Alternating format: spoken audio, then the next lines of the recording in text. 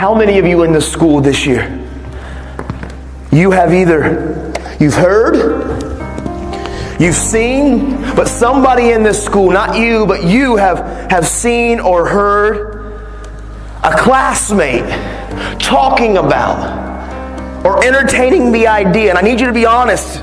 How many of you in this school this year, you have heard one of your classmates talking about or pondering the idea of maybe committing suicide and ending your life? Raise your hand. Hold those hands high. Hold them high. Because every one of those hands right now represents a heartbeat in this school. Every one of your hands represents a young man and a young lady in here that has been contemplating maybe giving up's an option. Maybe they feel like life's just too difficult and too tough, and they feel alone and they feel isolated, and they've seen it on social media and they've seen it on TV, and they've got the idea that maybe I should just end my life. And I see tears and I see the emotions because I know it's real. And I want all of you that pick on kids and how you treat people and how you are tearing people down, you need to realize how you are treating us is causing some of us to think that possibly ending our life is a solution. Your words hurt us. And you know what the truth is? A lot of you wear masks and you treat people a certain way. But the truth is you hide behind your mask because you probably have battled suicidal thoughts yourself. And so you mask it and you act like your skin's thick. But really on the inside, there's times you feel alone and feel abandoned. And I hear the tears, man. All of you listen to me, young men and young lady that's in this school right now.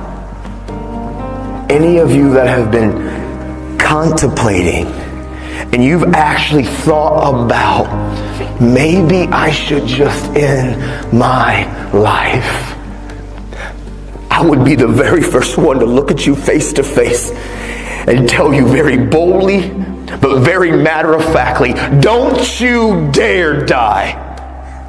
Don't you dare believe the lie that ending your life, don't you dare believe the lie that ending your life is any answer or any solution, because inside of every single one of you that have been contemplating, maybe I'm alone and I'm isolated and nobody cares about me and I feel alone, is a lie. You are not alone. You are not by yourself. There are people and friends and family and teachers, people here that believe about you.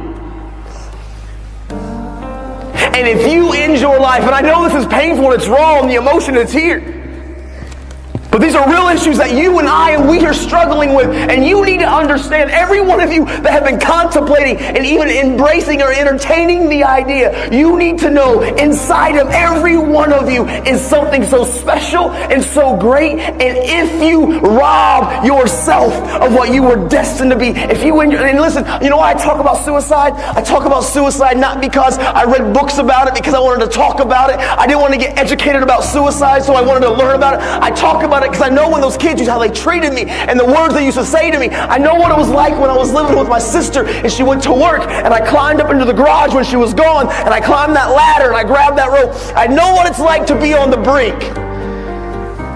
And I'm telling all of you in here, young men and young ladies that have been battling some of these thoughts, it's a lie. Look at me.